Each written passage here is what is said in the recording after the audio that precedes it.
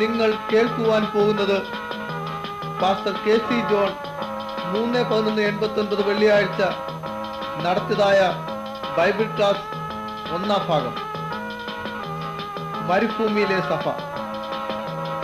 ഈ കാസറ്റ് നിങ്ങളുടെ ജീവിതത്തിൽ ഏറ്റവും അനുഗ്രഹമാകട്ടെ എന്ന പ്രാർത്ഥനയോടുകൂടി സമർപ്പിക്കുന്നു.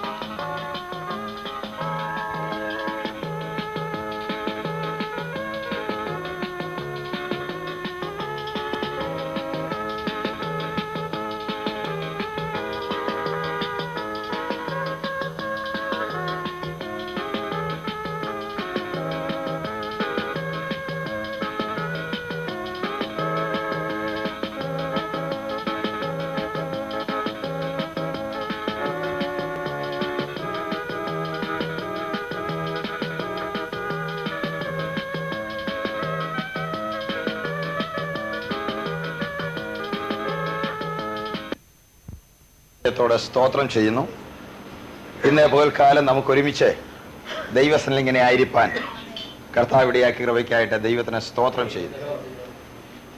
2-3 പേർ എൻ്റെ നാമത്തിൽ എവിടെ കൂടി വന്നാലും അവരുടെ നടുവിൽ ഞാനുണ്ടേ എന്ന് അരുളി ചെയ്ത കർത്താവ് ഇന്ന് പകൽക്കാലം നമ്മുടെ നടുവിൽ വന്നിട്ടുണ്ട്. അതിനായിട്ട് ദൈവത്തിന് സ്തോത്രം. നമുക്കൊരുമിച്ച് ചിന്തിപ്പാനായിട്ട് പ്രാരംഭമായിട്ടൊരു വാക്യം അപ്പോസ്തല പ്രവൃത്തികളിൽ നിന്ന് വായിക്കാം. അപ്പോസ്തല പ്രവൃത്തികൾ 7-ാം അധ്യായം 38-ാം വാക്യം. തന്നോട് സംസാരിച്ച ദൂതനോടും നമ്മുടെ പിതാക്കന്മാരോടും കൂടെ മരുഭൂമിയിലെ സഭയിൽ ഇരുന്നവനും നമുക്ക് തരുവാൻ ജീവനുള്ള അരുളപ്പാട് ലഭിച്ചവനും അവൻ തന്നെ. മതി. സീനായ് മലയിൽ തന്നോട് സംസാരിച്ച ദൂതനോടും നമ്മുടെ പിതാക്കന്മാരോടും കൂടെ മരുഭൂമിയിലെ സഭയിൽ ഇരുന്നവനും. ഒരു നിമിഷം കൂടെ പ്രാർത്ഥിക്കാം. പ്രിയ കർത്താവേ, അവിടുത്തെ വചനം അവിടുത്തെ ആത്മാവിനാൽ എഴുതിയ വചനം അവിടുത്തെ ആത്മാവിനാൽ മാത്രമേ ഞാൻ ഗ്രഹിപ്പാൻ കഴിയുള്ളല്ലോ. അവിടുത്തെ ആത്മാവ് ഞങ്ങളുടെ ഹൃദയങ്ങളെ പ്രകാശിപ്പിക്കണേ, വചനത്തെ പ്രകാശിപ്പിക്കണമേ. എന്നോട് സംസാരിക്കണം യേശുവിന്റെ നാമത്തിൽ തന്നെ, ആമേൻ. മരുഭൂമിയിലെ സഭ. ഒന്നാമത്തെ രക്തസാക്ഷിയായ സ്തേഫാനോസിന്റെ രേഖപ്പെടുത്തിയ ഏക പ്രസംഗമാണ്. ആ പ്രസംഗത്തിലെ ഒരു വാചകമാണ് ഇവിടെ വായിച്ചത്. സ്തേഫാനോസ് മേശയിൽ ശുശ്രൂഷിപ്പാൻ വേണ്ടി തിരഞ്ഞെടുക്കപ്പെട്ടയാളായിരുന്നു. സുവിശേഷ വേലയ്ക്ക് വേണ്ടിയല്ല. യവനന്മാരായ ആളുകൾ, എബ്രായരായ ആളുകൾക്ക് നേരെ പിറുപിറുത്തു. 1-ാം നൂറ്റാണ്ടിലെ അപ്പോസ്തോലിക സഭയിൽ അപ്പോസ്തലന്മാരുള്ളപ്പോൾ തന്നെ അവരുടെ നിഴൽ തട്ടി രോഗികൾ എഴുന്നേൽക്കുന്ന കാലത്ത് തന്നെ സഭയ്ക്കകത്ത് ചെറിയ പ്രോബ്ലം ഉണ്ടായിരുന്നു. യവനരായ വിധവമാരെ ശുശ്രൂഷിക്കുന്ന കാര്യത്തിൽ എബ്രായർ ആയ വിശ്വാസികൾ പക്ഷാഭേദം കാണിക്കുന്നു എന്നതായിരുന്നു പിറുപിറുപ്പ്. അതുകൊണ്ട് അപ്പോസ്തലന്മാർ സർവ്വസഭയും വിളിച്ചു കൂട്ടിയിട്ട് പറഞ്ഞു, ഞങ്ങൾക്ക് ദൈവവചനത്തിന്റെ ശുശ്രൂഷ വിട്ടിട്ട് മേശകളിലെ ശുശ്രൂഷ ശ്രദ്ധിപ്പാൻ ഒക്കുകയില്ല. ഞങ്ങളോ പ്രാർത്ഥനയിലും വചന ശുശ്രൂഷയിലും ഉറ്റിരിക്കും. അതുകൊണ്ട് നിങ്ങളുടെ ഇടയിൽ നിന്ന് ഈ ഭക്ഷണകാര്യം സംബന്ധിച്ചുള്ള ക്രമീകരണത്തിന് നിങ്ങൾ 7 സഹോദരന്മാരെ തിരഞ്ഞെടുക്കണം. ആ 7 പേരുടെയും ജോലി മേശകളിൽ ശുശ്രൂഷിക്കുകയാണ്, ദൈവവചനം പ്രസംഗിക്കുകയല്ല. ഈ സാമ്പത്തിക ഭൗതിക കാര്യങ്ങളുടെ ശ്രദ്ധയാണ്. എന്നാൽ അപ്പോസ്തലന്മാർ പറഞ്ഞു, ആ 7 പേർക്ക് ഈ യോഗ്യത ഉണ്ടായിരിക്കണം. അവരാത്മാവ് നിറഞ്ഞവരായിരിക്കണം, അവര് ജ്ഞാനമുള്ളവരായിരിക്കണം, അവര് നല്ല സാക്ഷ്യമുള്ളവരായിരിക്കണം. ഒരു അപ്പോസ്തോലിക സഭയിൽ ഭൗതിക കാര്യങ്ങൾ ചെയ്യണമെങ്കിൽ പോലും ആത്മാവ് നിറഞ്ഞ ആളുകൾക്കേ ഒക്കത്തുള്ളായിരുന്നു. സ്തോത്രം. അങ്ങനെയെങ്കിൽ ആത്മീയ ശുശ്രൂഷകൾ ചെയ്യാൻ ആത്മാവ് നിറയാത്ത ആളുകൾക്ക് കഴിയയില്ല. ദൈവത്തിന് സ്തോത്രം. ചുരുക്കം പറഞ്ഞാൽ പുതിയ നിയമസഭയിൽ ഒരാള് ഡ്രം അടിക്കണമെങ്കിൽ, ഒരാൾ ടാമറിന് അടിക്കണമെങ്കിൽ അയാൾ ആത്മാവ് നിറഞ്ഞവനായിരിക്കണം. Price the Lord. മേശയിൽ ശുശ്രൂഷിക്കണമെങ്കിൽ ആത്മാവ് നിറഞ്ഞവരായിരിക്കണം. അങ്ങനെയുള്ള 7 പേരെ എടുത്തു. അതിലൊരാളാണ് സ്തേഫാനോസ്, വേറൊരാളാണ് പീലിപ്പോസ്. യവനരെ തന്നെയാണ് എടുത്തത്. യവനർക്കായിരുന്നു പ്രശ്നം, ഭാഷയുടെ പ്രശ്നമാണ്. രണ്ടു കൂട്ടർ യഹൂദന്മാരാ, യഹൂദന്മാരെന്ന് ക്രിസ്ത്യാനികളായവരാ. എന്നാൽ ഒരു കൂട്ടർ യെരുശലേമിന്റെ ചുറ്റുപാടുള്ള പ്രദേശങ്ങളിൽ താമസിച്ചവരും മറ്റൊരു കൂട്ടർ ദൂര രാജ്യങ്ങളിൽ ചിതറിപ്പോയി പാർത്തിരുന്ന യഹൂദന്മാരുടെ പിന്തുടർച്ചക്കാരുമാണ്. അതുകൊണ്ട് പ്രശ്നം ആർക്കാണോ അവരിൽ നിന്ന് തന്നെ ആളുകളെ എടുത്തു, നിങ്ങൾ തന്നെ നോക്കിക്കോളാൻ പറഞ്ഞു. എന്നാൽ അവരുടെ ശുശ്രൂഷ മേശകളിൽ ഒതുങ്ങി നിന്നില്ല. ദൈവം സ്തെഫാനോസിനെ എടുത്ത് കരങ്ങളിൽ ഉപയോഗിക്കുവാൻ തുടങ്ങി. 6-ാം അധ്യായത്തിലാണ് ഞാൻ ഈ പറഞ്ഞ സംഭവം ഉള്ളത്. 7 പേരെ തിരഞ്ഞെടുത്തു. ഇനി 8-ാം വാക്യം 6-ാം അധ്യായത്തിന്റെ. ജനത്തിൽ വലിയ അത്ഭുതങ്ങളും അടയാളങ്ങളും ചെയ്തു. വായിച്ചു.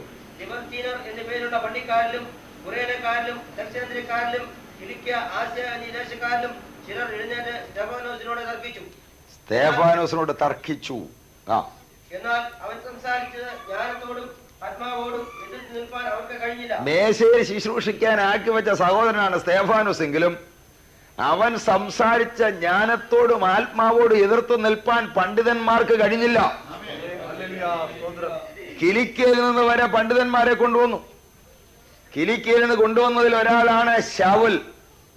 കിലിക്കയിലെ തർസോസ് പട്ടണക്കാരനായ ശൗൽ യെരുശലേമിൽ ഗമാലിയേലിന്റെ പാദപീഠത്തിങ്കൽ പഠിച്ചിട്ട് പ്രസിദ്ധനായ ഒരു റബായിയായി മടങ്ങിപ്പോയിരിക്കുകയാണ്. അയാളെ കൂടെ ആളയച്ചു വരുത്തിയിരിക്കുകയാണ്. ആദ്യമായിട്ട് ശൗലിന്റെ ജീവിതത്തിൽ സുവിശേഷത്തിന്റെ സ്പർശനമുണ്ടാകുന്നത് സ്തെഫാനോസിനോട് തർക്കിക്കുമ്പോഴാണ്. അവൻ സംസാരിച്ച ആത്മാവോടും ജ്ഞാനത്തോടും എതിർത്ത് നിൽപ്പാൻ കഴിഞ്ഞില്ല. അടുത്തത്. എന്നാൽ അവൻ സംസാരിച്ച ജ്ഞാനത്തോടും ആത്മാവോടും എതിർത്ത് നിൽപ്പാൻ ആർക്കും കഴിഞ്ഞില്ല. അപ്പോൾ അവർ ചില പുരുഷന്മാരെ ഇങ്ങനെയുള്ള ശുശ്രൂഷ നടക്കുമ്പോഴാണ് അവിടെ ദൈവവചനം പരന്നത്. 7-ാം വാക്യം. ദൈവവചനം പരന്നു. യെരുശലേമിൽ ശിഷ്യന്മാരുടെ ആദ്യകാലത്ത് വിശ്വാസികളെ വിളിച്ചിരുന്ന പേരാണ് ശിഷ്യന്മാർ. പിന്നീട് അന്ത്യോക്യയിൽ വെച്ചാണ് ശിഷ്യന്മാർക്ക് ക്രിസ്ത്യാനികൾ എന്ന പേരുണ്ടായത്. ശിഷ്യന്മാരുടെ എണ്ണം ഏറ്റവും പെരുകി, വളർന്നു എന്നല്ല പെരുകി എന്ന. കൂടി എന്ന് പറയുന്നതും പെരുകി എന്ന് പറയുന്നതും ഭാഷയിൽ വ്യത്യാസമുണ്ട്. മലയാളത്തിലും വ്യത്യാസമുണ്ട്, ഗ്രീക്ക് ഭാഷയിലും വ്യത്യാസമുണ്ട്. ഗുണിച്ച് കിട്ടുന്നതിനാണ് പെരുക്കം എന്ന് പറയുന്നത്. 10 × 10 100, 10 + 10 20 ഉള്ളൂ. കൂടി വരുന്നത് കൂട്ടുക എന്ന് പറയുന്നത് 10 + 10 അപ്പൊ 20 പേരെ ആകത്തുള്ളൂ. ഇവിടെ പെരുകുകയായിരുന്നു. ശിഷ്യന്മാരുടെ എണ്ണം പെരുകിക്കൊണ്ടിരുന്നു. ആദ്യം 3000 പേര്, പിന്നെ 5000. ശിഷ്യന്മാരുടെ എണ്ണം പെരുകയാണ്. ദൈവവചനം പരക്കുമ്പോഴാണ് ശിഷ്യന്മാരുടെ എണ്ണം പെരുകുന്നത്. ദൈവത്തിന്റെ വചനമാണ് ഇരുട്ടിനെ ഓടിക്കുന്നത്. ദൈവത്തിന്റെ വചനമാണ് വീണ്ടും ജനിപ്പിക്കുന്നത്. ദൈവത്തിന്റെ വചനമാണ് ജീവിതങ്ങളെ രൂപാന്തരപ്പെടുത്തുന്നത്. ദൈവവചനം യെരുശലേമിൽ പെരുകിയപ്പോൾ ശിഷ്യന്മാരുടെ എണ്ണവും പെരുകി. അടുത്തത്.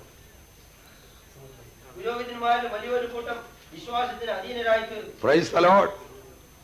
ദൈവത്തിന്റെ വചനം എവിടെയെല്ലാം കയറി പിടിക്കുമെന്നറിയാമോ? പുരോഹിതന്മാരിലും വലിയൊരു കൂട്ടം വിശ്വാസത്തിന് അധീനരായി. യെരുശലേം ദേവാലയത്തിൽ യാഗം നടത്തേണ്ട പുരോഹിതന്മാര് അവരുടെ നിലയങ്കിയും ധരിച്ചുകൊണ്ട് യോർദാനിൽ വന്ന് സ്നാനമേറ്റു. വലിയൊരു കൂട്ടം വിശ്വാസത്തിന് അധീനരായി. ഇതിങ്ങനെ മുൻപോട്ട് വിടാനൊക്കെ ഇല്ലല്ലോ എന്നുള്ളത് കൊണ്ട് ന്യായാധിപ സംഘക്കാര് സ്തെഫാനോസിനെ പിടിച്ചു. 14-ാം വാക്യം.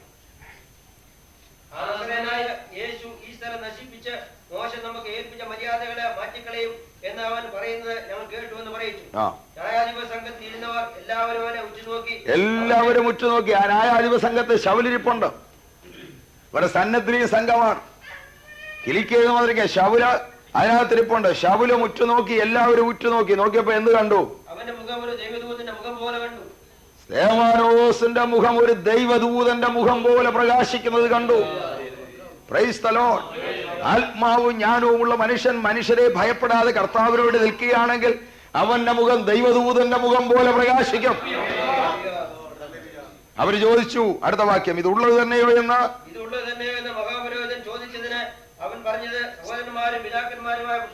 സ്തെഫാനോസിന്റെ പ്രസംഗം ഒറ്റ പ്രസംഗമേ ചെയ്തുള്ളൂ. അതോടെ തീർന്നു.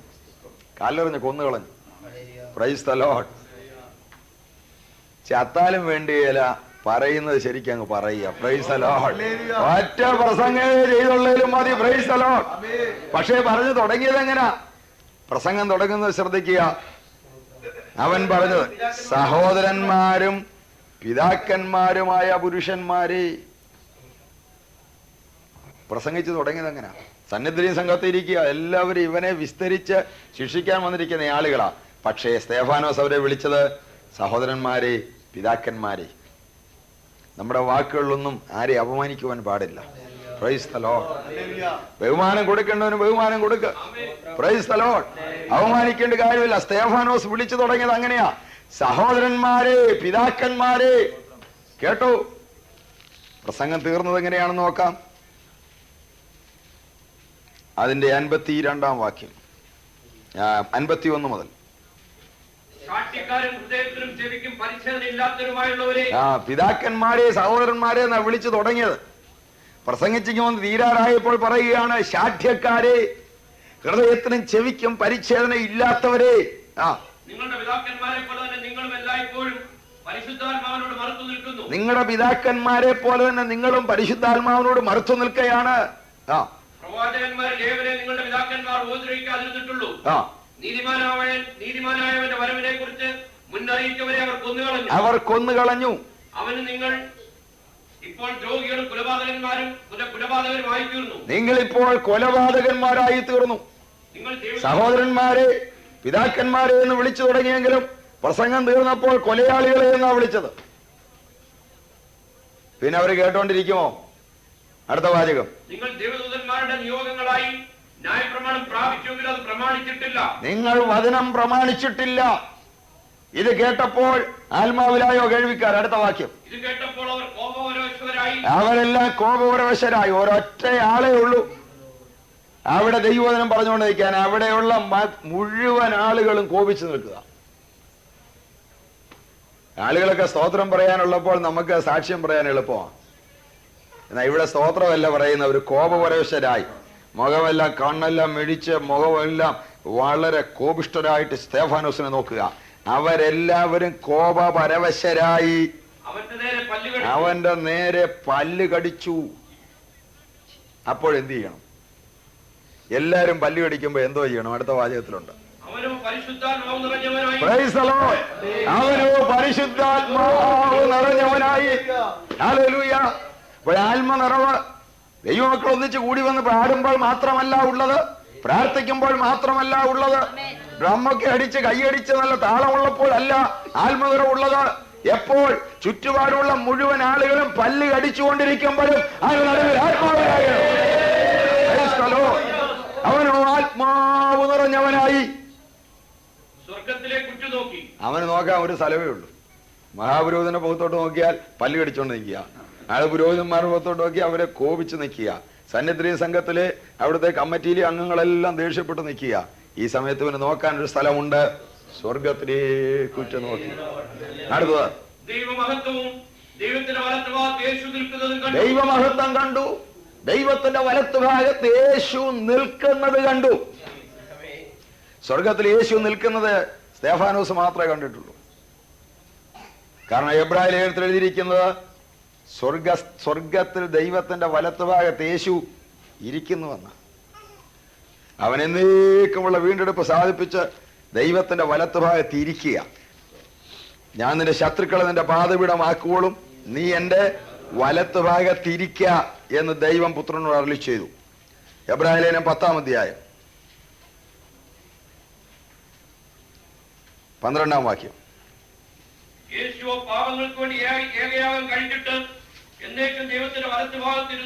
എന്നേക്കും ദൈവത്തിന്റെ വലത്തുഭാഗത്ത് ഇരിക്കുക.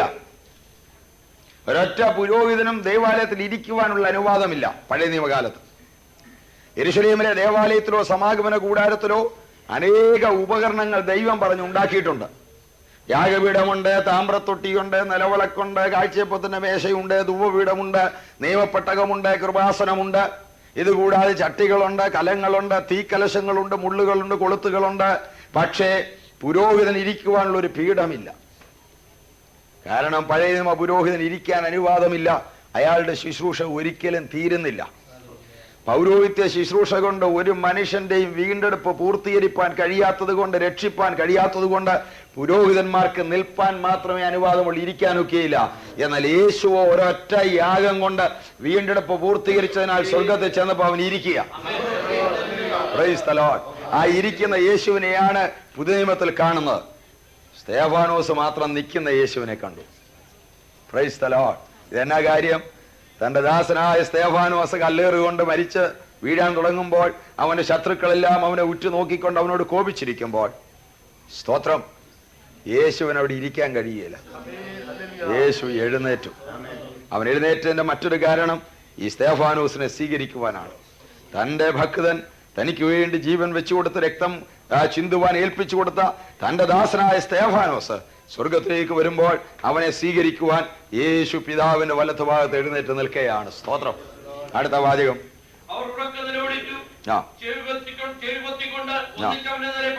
പാഞ്ഞു ചെന്നൊരു ദൈവദാസന്റെ നേരെ അവനെ നഗരത്തിൽ നിന്ന് തള്ളി പുറത്താക്കിയിട്ട് കല്ലെറിഞ്ഞു.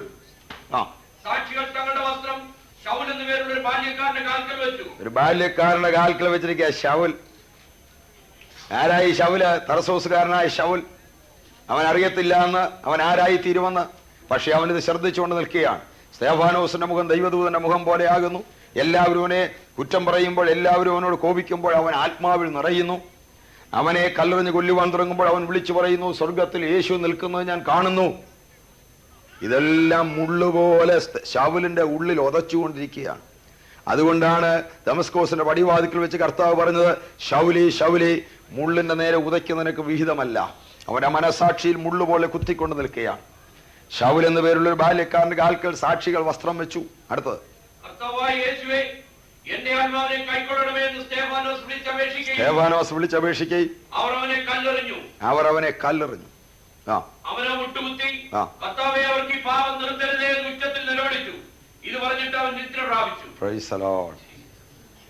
ഈ ഭൂമിയിൽ യേശുവിന് വേണ്ടി ആദ്യത്തെ രക്തസാക്ഷിയുടെ രക്തം വീഴുകയാണ്. ആദിമ നൂറ്റാണ്ടിലെ ദൈവമക്കൾ അനുഭവിച്ച കഷ്ടതയും അവരനുഭവിച്ച വങ്കപ്പാടും ഒക്കെ ഓർത്താൽ നമുക്കൊന്നുമില്ല.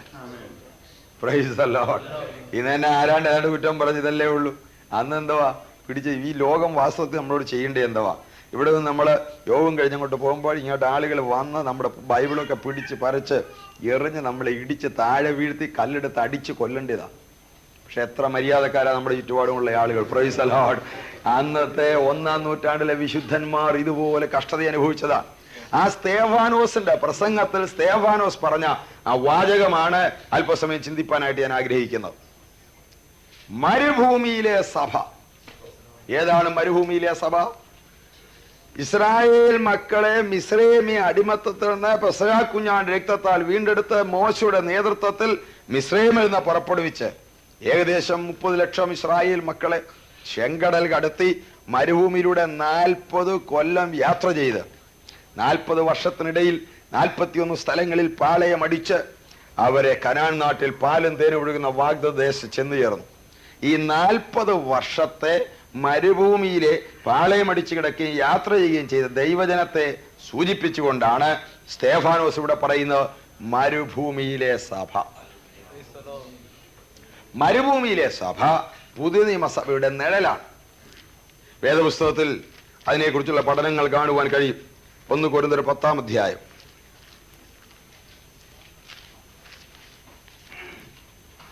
1 മുതൽ. സഹോദരന്മാരെ, നമ്മുടെ പിതാക്കന്മാർ എല്ലാവരും മേഘത്തിന് കീഴിലായിരുന്നു.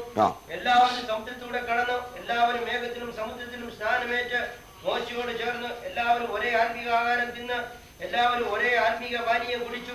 അവരെ അനുഭവിച്ച ആത്മീയ പാറയിൽ നിന്ന് ധന്യനായ പൗലോസ്ലീഹ ഇവിടെ ഈ ജനത്തെ കുറിച്ച് പറയുകയാണ്. മരുഭൂമിയിലൂടെ യാത്ര ചെയ്ത ജനം, മരുഭൂമിയിലെ സഭ. എന്തിനാണ് ഇത് ഇവിടെ എഴുതിയിരിക്കുന്നത്? എന്തുകൊണ്ടാണ് ബൈബിളിൽ ഇത് എഴുതിയെന്ന് 11-ാം വാക്യത്തിൽ പറയുന്നു. ഇത് ദൃഷ്ടാന്തമായിട്ട് മരുഭൂമിയിൽ യാത്ര ചെയ്ത ആ ജനത്തിന് സംഭവിച്ചു. അടുത്തത്, വന്നെത്തിയിരിക്കുന്ന ഇത് എഴുതിയിരിക്കുന്നു. എന്തിന്? ലോക അവസാനം വന്നെത്തിയിരിക്കുന്ന നമുക്ക് ബുദ്ധി ഉപദേശത്തിനായിട്ട് ഇത് എഴുതി. അപ്പോൾ അന്ത്യകാലത്ത് ജീവിക്കുന്ന ദൈവമക്കൾക്ക് ബുദ്ധി ഉപദേശത്തിനായിട്ടാണ് മരുഭൂമിയിലെ സഭയെ കുറിച്ച് ബൈബിളിൽ എഴുതിയിരിക്കുന്നത്. സ്തോത്രം. പഴയ നിയമകാലത്ത് നടന്ന നിഴലായിരുന്നു എന്ന് എബ്രായ ലേഖനം 10-ാം അധ്യായത്തിൽ എഴുതിയിരിക്കുന്നു. 10-ാം അധ്യായം 1-ാം വാക്യം. ന്യായപ്രമാണം വരുവാനുള്ള നന്മകളുടെ നിഴലില്ലാതെ കാര്യങ്ങളുടെ സാക്ഷാൽ സ്വരൂപമല്ലായതുകൊണ്ട് മതി. ന്യായപ്രമാണം പഴയ നിയമം വരാനുള്ള നന്മകളുടെ അഥവാ പുതിയ നിയമ നന്മകളുടെ നിഴലാണ്, കാര്യങ്ങളുടെ സാക്ഷാൽ സ്വരൂപമല്ല. അപ്പോൾ പഴയ നിയമസഭ, ഇസ്രായേൽ സഭ, മരുഭൂമിയിലെ സഭ ആത്മീയ സത്യങ്ങളുടെ നിഴലുകൾ വഹിക്കുന്നു. പുതിയ നിയമ ഉപദേശങ്ങളുടെ നിഴലുകൾ അവിടെ കാണാം. ഈ ജനത്തിന്റെ സാക്ഷ്യം എന്താണ്? മരുഭൂമിയിൽ യാത്ര ചെയ്യുന്ന ഈ 30 ലക്ഷം വിശ്വാസികളുടെ സാക്ഷ്യം എന്താണ്? മരുഭൂമിയിലെ സഭയിലുള്ളവർ ആരാണ്? മരുഭൂമിയിലെ സഭയിൽ എങ്ങനെയാണ് അവരായിത്തീർന്നത്? മരുഭൂമിയിലെ സഭയിലുള്ള എല്ലാവരുടെയും സാക്ഷ്യം, ഒന്നാമത്തെ സാക്ഷ്യം, ഞങ്ങളെല്ലാവരും മിസ്രയീമിൽ ഫറവോന്റെ അടിമച്ചൂളയിൽ ഇഷ്ടിക ഉണ്ടാക്കുന്ന അടിമകളായിരുന്നു. എന്നാൽ അറുക്കപ്പെട്ട പെസഹ കുഞ്ഞാടിന്റെ രക്തം ഞങ്ങളെ വീണ്ടെടുത്തു. ഞങ്ങളെല്ലാവരും വീണ്ടെടുക്കപ്പെട്ടവരാണ്. ആരാണ് മരുഭൂമിയിലെ സഭ? രക്തത്താൽ വീണ്ടെടുക്കപ്പെട്ടവർ. കുഞ്ഞാടിന്റെ രക്തത്താൽ വീണ്ടെടുക്കപ്പെട്ടവർക്ക് മാത്രമേ മരുഭൂമിയിലെ സഭയിൽ അംഗങ്ങളാകുവാൻ കഴിയുകയുള്ളൂ.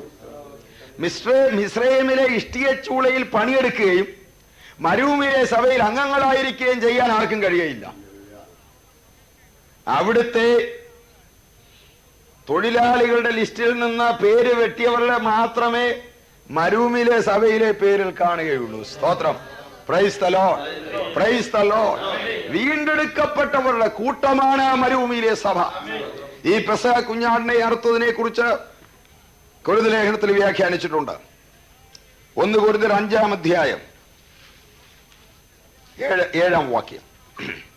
നിങ്ങൾ പുളിപ്പില്ലാത്തവരായിരിക്കാൻ തക്കവണ്ണം പുതിയ പിണ്ടം ആകേണ്ടതിന് പഴയ പുളിമാവിനെ നീക്കിക്കളവീൻ.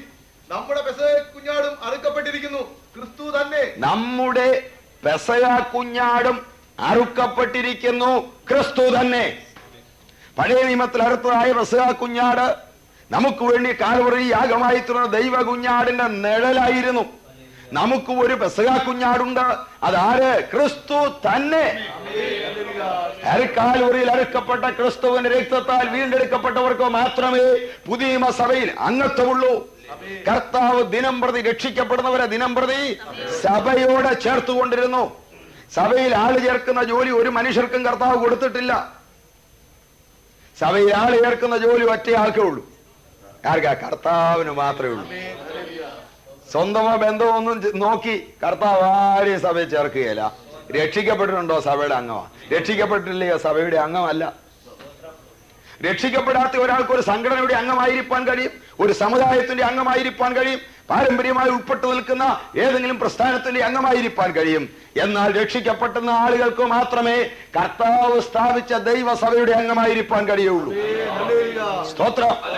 അത് വേദപുസ്തക സത്യമാണ്, അത് അയവില്ലാത്ത സത്യമാണ്. കർത്താവാണ് രക്ഷിക്കപ്പെടുന്നവരെ സഭയോട് ചേർക്കുന്നത്. സഭ രക്ഷിക്കപ്പെട്ടവരുടെ കൂട്ടമാണ്.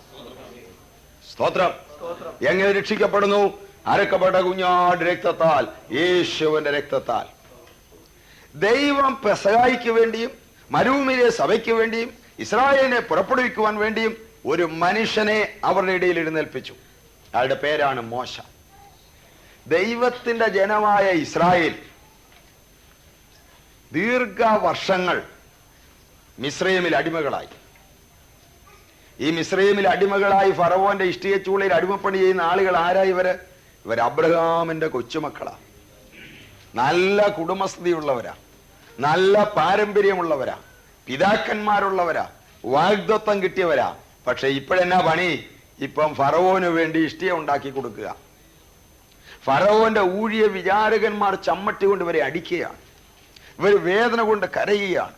അവരുടെ സങ്കടം ദൈവസനിൽ വരെ എത്തത്തക്കവണ്ണം, അവരുടെ കഷ്ടത ദൈവം കാണത്തക്കവണ്ണം, അവരുടെ നിലവിളി ദൈവം കേൾക്കത്തക്കവണ്ണം അവർ നിലവിളിച്ചുകൊണ്ട് മിസ്രയീമിൽ കഴിയുകയാണ്. ദൈവം അബ്രഹാമിനോട് പറഞ്ഞിരുന്നു, ഉൽപ്പത്തി പുസ്തകം 15-ാം അധ്യായം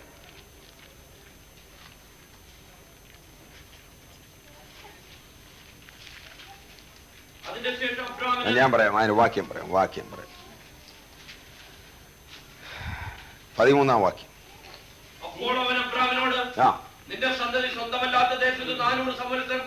അബ്രഹാമേ, നിന്റെ സന്തതി സ്വന്തമല്ലാത്ത ദേശത്ത് 400 സംവത്സരം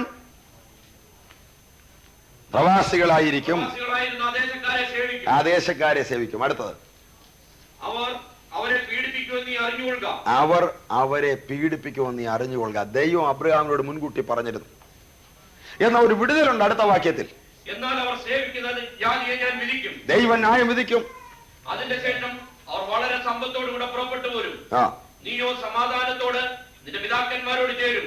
നല്ല വാർദ്ധക്യത്തിൽ അടക്കപ്പെടും. അടുത്ത, 4-ാം തലമുറക്കാർ ഇവിടേക്ക് മടങ്ങി വരും. 4-ാം തലമുറക്കാർ ഇവിടേക്ക് മടങ്ങി വരും. ഇതാണ് ദൈവം പറഞ്ഞത്. നിന്റെ സന്തതി 4 തലമുറക്കാലം അന്യജാതികളെ സേവിക്കും. 4-ാമത്തെ തലമുറ അവിടെ നിന്ന് ഇവിടേക്ക് മടങ്ങി വരും. അപ്പോൾ ഇസ്രായേൽ മക്കൾ അന്യദേശത്ത് അന്യജാതിക്കാരെ സേവിച്ചുകൊണ്ടിടക്കുകയാണ്. അവർക്ക് സ്വന്തം കുഞ്ഞുങ്ങളെ പോലും വളർത്തുവാൻ അനുവാദമില്ല. എന്നാൽ 4-ാം തലമുറയായപ്പോൾ, ഇവർ മടങ്ങി വരാനുള്ള സമയമായപ്പോൾ ഒരു വലിയ ഉണർവുണ്ടായി. ഇവരുടെ എല്ലാം മനസ്സിൽ ഈ വലിയ പ്രതീക്ഷയുണ്ടായി. 4-ാം തലമുറയെ ദൈവം മടക്കി വരുത്തുന്നു. സാത്താനും ഇതറിയാമായിരുന്നു. അതുകൊണ്ട് എന്ത് ചെയ്തു? ഫറവോൻ പുറപ്പാട് പുസ്തകം 1-ാം അധ്യായം 11-ാം വാക്യം. വിടുതലിന്റെ സമയമാകുമ്പോൾ ശത്രു ചെയ്യുന്ന തന്ത്രങ്ങൾ. പീഡിപ്പിക്കുക, ജനത്തെ പീഡിപ്പിക്കുവാൻ തീരുമാനിച്ചു. ഏത് ജനം? പുറപ്പെട്ടു വരേണ്ട ജനം. ഏത് ജനം? മരുഭൂമിയിൽ ദൈവത്തെ ആരാധിക്കേണ്ട ജനം. ഏത് ജനം? ദൈവത്തിന്റെ വാഗ്ദത്തം നിവൃത്തിയാൽ 4-ാം തലമുറയിൽ ഇറങ്ങിത്തിരിക്കേണ്ട ജനം. അവരെ കഠിനമായി പീഡിപ്പിക്കുവാൻ ഊഴിയ വിചാരകന്മാരെ ആക്കി. പീഡനം കൊണ്ട് ഈ മാർഗം ഒരിടത്തും പരാജയപ്പെട്ടിട്ടില്ല. അടുത്ത വാചകം 12-ാം വാക്യം. 12. മതി. അവർ പീഡിപ്പിക്കും തോറും ജനം വർദ്ധിച്ചുകൊണ്ടിരുന്നു. Price the Lord. ഈ ജനം വർദ്ധിക്കാതിരിക്കാനാ പീഡ. എവിടെയെല്ലാം ആത്മീയ വിഷയങ്ങളിൽ പീഡനം ഉണ്ടായിട്ടുണ്ടോ അവിടെയെല്ലാം ശക്തിപ്പെടുകയുണ്ടായിട്ടുള്ളൂ. സഭാപിതാക്കന്മാർ ഇങ്ങനെയാണ് പറഞ്ഞിരിക്കുന്നത്: രക്തസാക്ഷികളുടെ രക്തമാണ് സഭയുടെ വിത്ത്. എവിടെയെല്ലാം രക്തസാക്ഷി രക്തം ഒഴുക്കിയിട്ടുണ്ടോ അവിടമെല്ലാം സഭ പിടിച്ചടക്കിയിട്ടുണ്ട്. റോമായിരുന്നു ഏറ്റവും കൂടുതൽ പീഡനം അഴിച്ചുവിട്ടത്.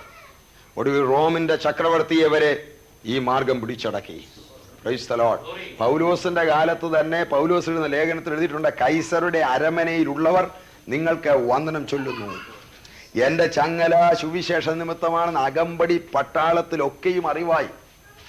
പൗലോസിനെ കൊണ്ടുചെന്ന് കാരാഗൃഹത്തിലിടുമ്പോൾ കൂടുതൽ കുറ്റം ചെയ്തുവെന്നും കൂടുതൽ സുരക്ഷിതമായി സൂക്ഷിക്കേണ്ടതായ കുറ്റവാളികളെ ചെയ്യുന്ന 2 പട്ടാളക്കാരുടെ കൈയോട് ചേർത്ത് വെച്ചവരെ ബന്ധിക്കും. അതാണ് അകമ്പടി. സർക്കാരിന്റെ ചക്രവർത്തിയുടെ അകമ്പടി സേവിക്കുന്ന പട്ടാളത്തിൽപ്പെട്ടവരെയാണ് ഇതിനയക്കുന്നത്. പൗലോസിന്റെ ഒരു കയ്യേൽ വേറൊരു പട്ടാളക്കാരുടെ കൈയൂടെ ചേർത്ത് വെച്ച് വിലങ്ങ് വെച്ചാണ് തടവറയെ സൂക്ഷിക്കുന്നത്. ആ ഡ്യൂട്ടിക്ക് പോകുവാൻ എല്ലാ പട്ടാളക്കാർക്കും മടിയാ. കാരണം കുറ്റവാളികൾ, ഭീകരന്മാരും കൊള്ളക്കാരും കൊള്ളരുതാത്തവരുമായ കുറ്റവാളികളോട് കൂടെ ആയിരിക്കുമ്പോൾ അവർ ശപിക്കുകയും അവർ ഉപദ്രവിക്കുകയും എല്ലാം ചെയ്യും. ഇവരെ പീഡിപ്പിക്കും. അതുകൊണ്ട് അകമ്പടി പട്ടാളക്കാരെ ഈ ഡ്യൂട്ടിക്ക് പോകത്തില്ല. എന്നാൽ പൗലോസിന്റെ അടുക്കൽ ഈ ഡ്യൂട്ടിക്ക് വന്നതായ ആള് ചങ്ങലയെല്ലാം ഇട്ട് കഴിഞ്ഞ് ഇവൻ ഏത് ഭയങ്കരനാണെന്ന് വിചാരിച്ചിരിക്കുമ്പോൾ പൗലോസ് പതുക്കെ അങ്ങോട്ട് പരിചയപ്പെടാൻ തുടങ്ങും. സഹോദര, ഞാൻ കൊള്ളക്കാരനല്ല, ഞാൻ രാജ്യദ്രോഹിയല്ല, ഞാൻ കൊലയാളിയല്ല, ഞാൻ ഒരു ദോഷവും ചെയ്തിട്ടില്ല. കർത്താവായ യേശുവിന്റെ സുവിശേഷം അങ്ങോട്ട് പറഞ്ഞു കൊടുക്കും. 8 മണിക്കൂർ ഡ്യൂട്ടി ഉണ്ട്. 8 മണിക്കൂർ കൊണ്ട് ഇവനെ മാനസാന്തരപ്പെടുത്തിയേ വിടത്തുള്ളൂ. അവൻ പോയി കഴിഞ്ഞപ്പോൾ അടുത്ത ഡ്യൂട്ടിക്കാരൻ വന്നു. പതുക്കെ ചങ്ങലയൊക്കെ ഇട്ട് ഇങ്ങനെ ഇരുന്ന പതുക്കെ വർത്തമാനം തുടങ്ങി. അവനും മാനസാന്തരപ്പെട്ടു. ഓരോരുത്തരും വരുന്നവരെ എല്ലാം പൗലോസ് മാനസാന്തരത്തിലേക്ക് നയിക്കുകയും ആളുകൾക്ക് പിന്നെ ആ ഡ്യൂട്ടി ചെയ്യാനായിട്ട് വലിയ താല്പര്യമാണ്. അങ്ങനെ സുവിശേഷം പതുക്കെ പതുക്കെ ഇവരെ പീഡിപ്പിക്കുന്ന ആളുകളുടെ അകത്തിലേക്ക് കയറുകയും ഒടുവിൽ അത് കൈസറുടെ അരമനയിൽ വരെ എത്തി. സ്തോത്രം. അതാണ് ഈ മാർഗത്തിന്റെ പ്രത്യേകത. ഇത് നല്ല വസൂരി പോലെയാണ്. ഒരാൾക്ക് ഇത് വന്നിട്ടുണ്ടെങ്കിൽ അടുത്തയാൾക്ക് വരും. ഒരു വീട്ടിൽ വന്നിട്ടുണ്ടെങ്കിൽ അടുത്തയാൾക്ക് വരും. ഭാര്യയ്ക്ക് വന്നിട്ടുണ്ട്, കുറെ കഴിയും ഭർത്താവ് കൂടെ പിടിച്ചു നിൽക്കും, കുറെ കഴിയും ഭർത്താവിന് പിടിക്കും. Price the Lord. കുറെ കഴിയും മക്കൾക്ക് പിടിക്കും, കുറെ കഴിയുമ്പോൾ അയൽവക്കത്തേക്ക് പോകും. പകരുന്നില്ലെങ്കിൽ അതിന്റെ അർത്ഥം നല്ല വസൂരിയല്ല, അത് ചൊറി ഏതാണ്ട് വന്നേ ഉള്ളൂ. Praise the lord. Praise the lord. Hallelujah. പേപ്പട്ടി കടിച്ചിട്ടുള്ളൊരു പട്ടി ആ പട്ടിയുടെ വിചാരം എന്തുവാ? പേപ്പട്ടി ഒരു പട്ടിയെ കടിച്ചു കഴിഞ്ഞാൽ അതിന് പേളകിയ പിന്നെ ആ പട്ടി ഓടി നടക്കുക. എന്തിനെങ്കിലും കടിക്കണം. പട്ടിയെ, പശുവിനെയോ മനുഷ്യനെയോ കിട്ടുന്നതിനെ കടിക്കുക. ശരിക്കുള്ള സുവിശേഷത്തിന്റെ പേപ്പട്ടിയാ നിന്നെ കടിച്ചതെങ്കിൽ നിനക്ക് എങ്ങനെ അടങ്ങിയിരിക്കാൻ ഒക്കും? Praise the lord, hallelujah. അകമ്പടി പട്ടാളത്തിൽ അറിവായി കൈസരുടെ അരമനയിൽ ചെന്നു. പീഡനം എവിടെയുണ്ടോ അവിടെ ഈ മാർഗം വർദ്ധിച്ചുകൊണ്ടിരിക്കും. ദൈവത്തിന്റെ ജനത്തെ മിസ്രൈമിൽ പീഡിപ്പിക്കും തോറും അവർ പെരുകി. അടുത്ത് ചെയ്തത് എന്താണ്? അവരുടെ വായിച്ചാൽ കാണാം. ഗൈനക്കോളജിസ്റ്റിനോട് പറഞ്ഞു, പ്രസവം നടക്കുമ്പോൾ എബ്രായരുടെ കുഞ്ഞുങ്ങളെ കൊന്നേക്കണം. സൂതികർമ്മിണികളോട് പറഞ്ഞയച്ചു, നിങ്ങൾക്ക് ശമ്പളം തരാം, ശമ്പളം കൂട്ടിത്തരാം, നിങ്ങൾക്ക് കൈക്കൂലി തരാം. എവിടെങ്കിലും ഒരു കൊച്ചു കുഞ്ഞ് പറഞ്ഞെന്ന് കേട്ടാൽ അന്നേരെ ശ്വാസം മുട്ടിച്ച് കൊന്നേക്കണം. അത് വളരെ അനുവദിക്കരുത്. ഇന്ന് മാത്രമേ ഗൈനക്കോളജിസ്റ്റുകളുണ്ട് ആത്മീയ ലോകത്തിൽ. ഒരു ശിശു, ആത്മീയ ശിശു പിറന്നെന്ന് പറഞ്ഞാൽ എങ്ങനെങ്കിലും ശ്വാസം മുട്ടിച്ച് കൊല്ലാൻ നടക്കുക. എന്നാൽ എബ്രായ സ്ത്രീകൾ തറമുള്ളവരായിരുന്നു. അവർ ഈ സൂതികർമ്മിണികൾക്ക് വേണ്ടി കാത്തു നിന്നില്ല. സൂതികർമ്മിണികൾ രാജാവിനോട് റിപ്പോർട്ട് കൊടുത്തു, രാജാവേ, എബ്രായ സ്ത്രീകൾ തറമുള്ളവരാ, ഞങ്ങൾ ചെല്ലുന്നതിന് മുമ്പ് കുഞ്ഞിനെ കുളിപ്പിച്ച് കിടത്തി കഴിഞ്ഞു. Price the lord, hallelujah. അവര് തറമുള്ളവരായിരുന്നു. അവർക്ക് ആരുടെ ഇങ്ങനെയുള്ള ആളുകളുടെ ഒന്നും ശുശ്രൂഷ വേണ്ടായിരുന്നു. ദൈവത്തിന് സ്തോത്രം. മൂന്നാമത് എന്താണ് ചെയ്തത്? നിയമമുണ്ടാക്കി. ഏറ്റവും വലിയ നിയമമുണ്ടാക്കി. എന്താ നിയമം? എബ്രായ ശിശു ആൺകുട്ടിയാണ് എങ്കിൽ അതിനെ കൊന്നുകളയണം. രാജാവിന്റെ നിയമം. എത്രയോ എബ്രായ മാതാക്കള് ഉറക്കെ നിലവിളിച്ചു. അവരുടെ കയ്യിൽ നിന്ന് പിഞ്ച ഓമന കുഞ്ഞുങ്ങളെ പിടിച്ചു പറിച്ചു കൊണ്ടുപോയി മിസ്രയീമിലെ പട്ടാളക്കാരെ അടിച്ചു കൊന്നു, നൈൽ നദിയിലേക്ക് വലിച്ചെറിഞ്ഞു. ഹിംസ്ര ജന്തുക്കളുള്ളതായ, ക്രോക്കഡൈൽസ് ഉള്ളതായ ആഫ്രിക്കൻ കാടുകളിൽ നിന്ന് ഒഴുകി വരുന്ന വന്യമായൊരു നദിയാണ് നൈൽ നദി. അവിടേക്ക് വലിച്ചെറിഞ്ഞ് എത്രയോ എബ്രായ കുഞ്ഞുങ്ങളെ കൊന്നുകളഞ്ഞു. ആ സമയത്താണ് ഒരു ലേവ്യ കുടുംബത്തിൽ മോശക്കുഞ്ഞ് ജനിച്ചത്. ജനിക്കാൻ പറ്റിയ സമയമല്ലത്. Praise the lord. മോശക്കുഞ്ഞ് പിറന്നു. അന്ന് എബ്രായ മാതാക്കൾ ചെയ്യുന്നൊരു കാര്യമുണ്ട്. അവരുടെ ഉള്ളിലൊരു വലിയ പ്രത്യാശയുണ്ട്. 4ാം തലമുറ ഇവിടേക്ക് മടങ്ങി വരും. അപ്പോൾ 4ാം തലമുറയിൽ ജനിക്കുന്ന ആൺകുഞ്ഞുങ്ങളിൽ ഒരു വീണ്ടെടുപ്പുകാരൻ കാണുമെന്ന് ഇസ്രായേൽ മക്കൾ വിശ്വസിച്ചു. 4ാം തലമുറയിൽ ജനിക്കുന്ന ആൺകുഞ്ഞുങ്ങളെ കയ്യിലെടുത്തുകൊണ്ട് എബ്രായ മാതാക്കൾ ചോദിക്കും, മോനെ, നീയാണോ ഞങ്ങളുടെ വീണ്ടെടുപ്പുകാരൻ? നിന്നെയാണോ സ്വർഗം കണ്ടിരിക്കുന്നത്? അതുകൊണ്ടാണ് ഫറവോൻ കൽപ്പനയിട്ടപ്പോൾ 4ാം തലമുറയിൽ ജനിക്കുന്ന കുഞ്ഞുങ്ങളെ കൊല്ലാനാണ് കൽപ്പനയിട്ടത്. കാരണം സാത്താൻ അറിയാമായിരുന്നു ഈ വാഗ്ദാനം. സാത്താൻ അറിയാം ഒരു മോശക്കുഞ്ഞ് പറക്കും. സാത്താൻ അറിയാം ഒരു വീണ്ടെടുപ്പുകാരൻ വരും. അതുകൊണ്ട് സാത്താൻ ഫറവോനിൽ വ്യാപരിച്ച് കൽപ്പനയിട്ടതാണ് ആ തലമുറ ജനിക്കുന്ന ആൺകുഞ്ഞുങ്ങളെ കൊല്ലുവാൻ. ഇതേ പിശാചാണ് ഈ സംഭവം നടന്നു കഴിഞ്ഞ് 1500 കൊല്ലം കഴിഞ്ഞപ്പോൾ യെരുശലേമിൽ ഹെരോദാവിൽ വ്യാപരിച്ച് ഹെരോദാവ് കൽപ്പനയിട്ടു, ബേത്ലഹേമിൽ 2 വയസ്സും അതിൽ താഴെ പ്രായമുള്ള ആൺകുഞ്ഞുങ്ങളെ മുഴുവൻ കൊല്ലണം. എന്തിനാ ഹെരോദാവ് കൽപ്പനയിട്ടത്?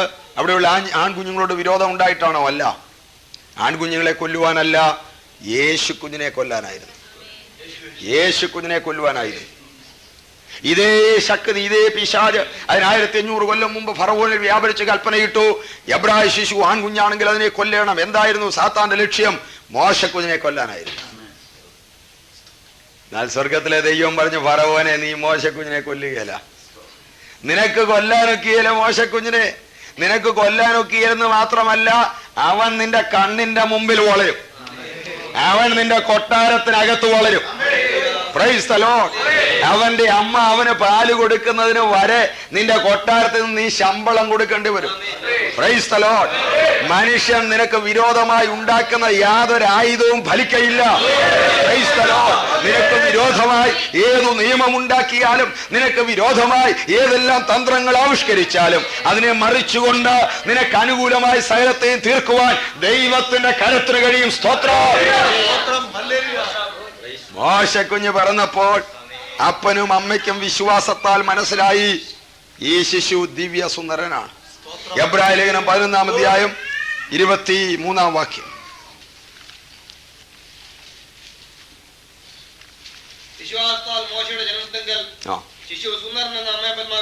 ശിശു സുന്ദരനെന്ന് അമ്മയപ്പന്മാർ കണ്ടു. എങ്ങനെ കണ്ടു? വിശ്വാസത്താൽ കണ്ടു. എല്ലാ മക്കളും അവരുടെ മാതാപിതാക്കൾക്ക് സുന്ദരന്മാരാ. അങ്ങനെ കണ്ടതല്ല ഇത്. ഇത് കണ്ടത് ബൈ ഫെയ്ത്ത്, വിശ്വാസത്താൽ ഒരു കാഴ്ചപ്പാട് അവർക്കുണ്ടായി ഈ കുഞ്ഞിനെ കുറിച്ച്. ഇതിനെക്കുറിച്ച് സ്തെഫാനോസ് പറയുന്നുണ്ട് തന്റെ പ്രസംഗത്തിൽ, അപ്പോസ്തല പ്രവൃത്തികൾ 7-ാം അധ്യായത്തിൽ. അവിടെ എഴുതിയിരിക്കുന്നത് ശിശു ദിവ്യസുന്ദരനായിരുന്നു. അപ്പോസ്തല പ്രവൃത്തികൾ 7-ാം അധ്യായം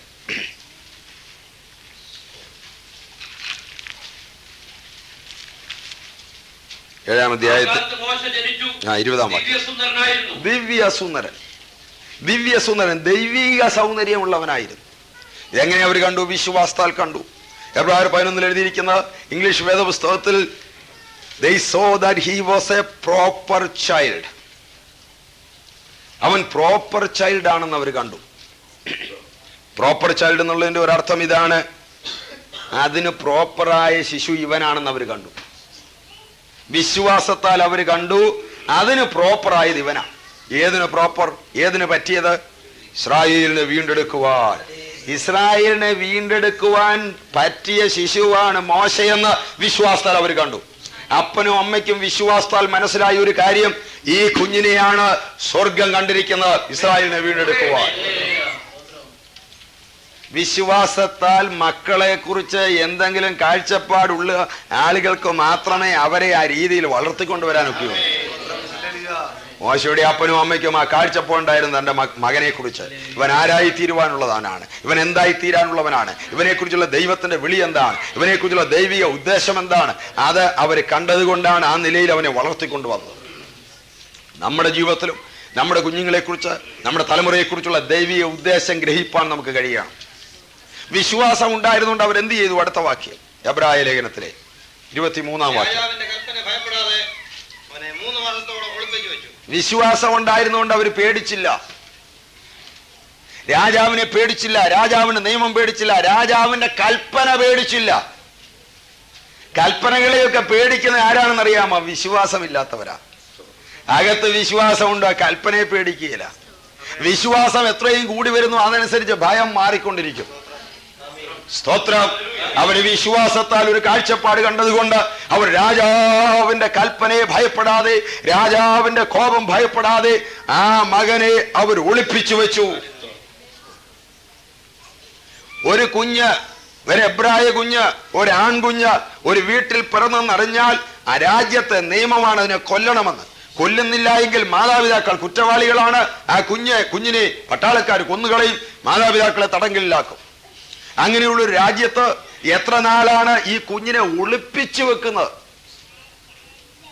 ഒളിപ്പിച്ചു വെക്കാൻ എങ്ങനെയൊക്കെ ഒരു കുഞ്ഞിനെ? ഒരു ദിവസം പറ്റും, 2 ദിവസം പറ്റും, 1 മാസം പറ്റും, 2 മാസം പറ്റും, 3 മാസം. അപ്പോഴത്തേക്ക് കുഞ്ഞ് വളർന്നുകൊണ്ടിരിക്കുക. കുഞ്ഞ് പതുക്കെ ചലിക്കാൻ തുടങ്ങുന്നു, കുഞ്ഞ് കരയാൻ തുടങ്ങുന്നു, കുഞ്ഞിന്റെ ശബ്ദം അയൽവക്കങ്ങളിൽ കേൾക്കും, കുഞ്ഞിന്റെ ചലനം ആളുകൾ അറിയും. അധിക നാൾ ഒളിപ്പിച്ചു വെക്കാൻ ഒക്കെയില്ല. വീണ്ടും ജനിച്ചാലും ഇതുപോലെ തന്നെയാണ്.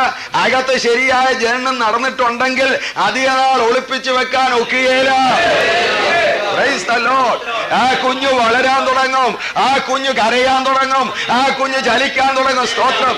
ചിലര് പറയുന്ന വീണ്ടും ജനിച്ചിട്ട് 10 കൊല്ലമായിരുന്നു, ഇതുവരെ ആരും പറഞ്ഞിട്ടില്ല. എന്റെ സഹോദരൻ, അതൊന്നും ജനനമല്ല. Price the Lord. അകത്ത് ശരിക്കുള്ള ജനനം ഉണ്ടെങ്കിൽ വളർച്ചയുമുണ്ട്. Price the Lord. ഒരാള് മാനസാന്തരപ്പെട്ടാൽ, ഒരു വീട്ടിലെ കൊച്ചമ്മ മാനസാന്തരപ്പെട്ടാൽ വീട്ടിലെ പൂച്ചയ്ക്ക് അറിയാവുന്ന പറയുന്നത്. എന്ന് പറഞ്ഞാൽ വീട്ടിൽ വഴക്കൊക്കെ ഉണ്ടാകുമ്പോൾ ദേഷ്യമെല്ലാം കൊച്ചമ്മ തീർത്ത പൂച്ചയുടെ ദേഹത്താ. അങ്ങനെ ഇരിക്കുമ്പോഴൊരു യോഗത്തിന് കൂട്ടായ്മയ്ക്ക് പോയി, അന്ന് അങ്ങ് മാനസാന്തരപ്പെട്ടു. തിരിച്ചു വന്ന് ഇങ്ങനെ കൊച്ചമ്മ നടക്കുമ്പോൾ പൂച്ച വിചാരിച്ച് ഇപ്പം തൊഴി വരുമെന്ന് വിചാരിക്കുമ്പോൾ തൊഴിക്കുന്നില്ല. പൂച്ച മനസ്സിലാക്കി, ദൈവമേ ഏതാണ്ടൊരു മാറ്റം ഉണ്ടായിട്ടുണ്ട്. സ്തോത്രം. Price the Lord. അകത്ത് ജനനമുണ്ടോ അത് വെളിയിൽ അറിയുവാൻ ഇടയായി. അകത്ത് മാറ്റം ഉണ്ടായോ അത് അധിക നാൾ പൊതിഞ്ഞു വെക്കാൻ ഒക്കെയില്ല. സ്തോത്രം.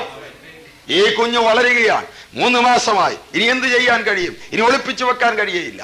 വളരെ ദുഃഖകരമായ ഒരു തീരുമാനം ഈ അപ്പനും അമ്മയും കൂടെ അന്ന് എടുത്തു. പുറപ്പാട് പുസ്തകം 2-ാം അധ്യായത്തിലുണ്ട്. ആ ചരിത്രം നമുക്ക് പരിചയമുള്ളതായതുകൊണ്ട് ഞാൻ വായിപ്പിക്കുന്നില്ല, ഞാൻ പറയാം. അവരെടുത്ത തീരുമാനം ഇതായിരുന്നു. ഒരു ന്യായീകരണപ്പെട്ടകത്തിനകത്ത് ഈ കൈക്കുഞ്ഞിനെ വെച്ചിട്ട് ആ പെട്ടകം കൊണ്ടുവന്ന് നൈൽ നദിയിൽ ഇട്ടേച്ചു പോരുക, നീലനദിയിൽ ഇട്ടേച്ചു പോരുക. എളുപ്പെടുക്കാൻ പറ്റുന്ന തീരുമാനമാണോ? ഇത് വല്ലവരുടെയും കുഞ്ഞാണോ? സ്വന്തം കുഞ്ഞ്, അത് സുന്ദരനായൊരു കുഞ്ഞ്, ദിവ്യ സൗന്ദര്യമുള്ളൊരു കുഞ്ഞ്, ദൈവം കൊടുത്തൊരു കുഞ്ഞ്, 3 മാസം ഒളിപ്പിച്ച് പേടിപ്പിച്ച് വെച്ചിരുന്ന ഒരു കുഞ്ഞ്. ഇനി എന്ത് ചെയ്യും? ഇനി എന്ത് ചെയ്യാൻ ഒക്കും? അവർ അടിമകളാണ്. അവർക്ക് ജീവിക്കാൻ അവിടെ നിർവാഹമില്ല, അവർക്ക് മറ്റൊരു മാർഗവുമില്ല. അവർ വളരെ വളരെ കരഞ്ഞായിരിക്കും ഈ തീരുമാനം എടുത്ത്. അപ്പനും അമ്മയും കൂടെ അങ്ങോട്ടും ഇങ്ങോട്ടും ഈ കാര്യം പറഞ്ഞേച്ച് മുഖത്തോട് മുഖം നോക്കി മിണ്ടാൻ കഴിയാതെ ഇരിക്കുകയാണ്. അവർ വിറയ്ക്കുന്ന കൈകളുണ്ടായിരിക്കും ന്യായങ്ങളുടെ പെട്ടകം ഉണ്ടാക്കിയത്. അമ്മ കുഞ്ഞിനെ കൊണ്ടുവന്ന് ന്യായങ്ങളുടെ ഇടയിൽ നൈർനദിയിൽ ഈ പെട്ടകം വെച്ചിട്ട് പിന്നെയും തിരിച്ചെടുത്ത് ഈ കുഞ്ഞിന് ഉമ്മ കൊടുത്തു കാണും. എൻ്റെ പൊന്നു മോനെ, നിന്നെ എനിക്കിനി കാണാൻ ഒക്കുമോ? എൻ്റെ കുഞ്ഞെ, നിന്നെ എനിക്കിനി കാണാൻ ഒക്കുമോ എന്ന് ചോദിച്ച് കരഞ്ഞ് വിറയ്ക്കുന്ന കൈകൾ കൊണ്ടാണ് അവർ ആ പെട്ടകം അവിടെ വെച്ചത്. ആ അപ്പൻ സങ്കടത്തോടെ തൻ്റെ പണിസ്ഥലത്തേക്ക് പോയി, അമ്മ വേദനയോടെ തൻ്റെ ഭവനത്തിലേക്ക് പോയി. ഒരു കൊച്ചു പെങ്ങള് മാത്രം അവിടെ ഇങ്ങനെ ചുറ്റിപ്പറ്റി നിൽക്കുകയാണ്. അവൾ നോക്കി, വീട്ടിൽ ജനിച്ച ഒരു കുഞ്ഞു വാവ, ആ കുഞ്ഞു വാവയെ കൊണ്ട് നദിയിലിട്ടേച്ച് പോവുക. എന്ത് പറ്റുമെന്നറിയാൻ അവൾ അവിടെ ചുറ്റിപ്പറ്റി നിൽക്കുമ്പോൾ രാജകുമാരിയും തോഴിമാരും കൂടെ കുളിക്കാനായിട്ട് വന്നു. അതിന് പുറകിൽ ഒരു ചരിത്രമുണ്ട്. ജോസീഫസ് എന്ന് പറയുന്ന ചരിത്രകാരൻ എഴുതിയിട്ടുണ്ട്, മിസ്രൈമ്യർ സാധാരണ നൈൽ നദിയിൽ അന്ന് കുളിക്കുകയില്ല. ആ കാലഘട്ടത്തിൽ അവർ കുളിക്കത്തില്ല. ആണ്ടിൽ ഒരിക്കൽ മാത്രമേ നൈൽ നദിയിൽ ഇറങ്ങി കുളിക്കുകയുള്ളൂ. അത് നൈൽ ദേവിയുടെ ഉത്സവ ദിവസമാണ്. അന്ന് കന്യകമാരായ മിസ്രൈമ്യ സ്ത്രീകൾ അവിടെ ഇറങ്ങി കുളിക്കും. അവർക്ക് അനുഗ്രഹീതമായ ദാമ്പത്യ ജീവിതം ഉണ്ടാകുമെന്നാണ് അവരുടെ സങ്കല്പം ഈ നദിയിൽ അന്ന് കുളിച്ചാൽ. ഏതായാലും യാദൃശ്ചികമായിട്ട് ആ ദിവസമാണ് ഈ കുഞ്ഞിനെ കൊണ്ടുവച്ചത്. ആ ദിവസമാണ് രാജകുമാരിയും തോഴിമാരും കൂടെ കുളിക്കാൻ വന്നത്. ആ ദിവസം അവർ വന്ന കടവിതായിരുന്നു. അവർ വന്നപ്പോൾ ഈ കുഞ്ഞ് കരയാൻ തുടങ്ങി. കരഞ്ഞപ്പോൾ ആ കുഞ്ഞിനെ എടുക്കാനായിട്ട് പറഞ്ഞു. ആളുകൾ പറയും, ഇതൊക്കെ യാദൃശ്ചികമല്ലേ, ഇതൊന്നും ദൈവത്തിന്റെ പ്ലാനിൽപ്പെട്ടതല്ല. എൻ്റെ സഹോദര, ഈ യാദൃശ്ചികമെല്ലാം ചേർത്ത് വെച്ചതാരാ?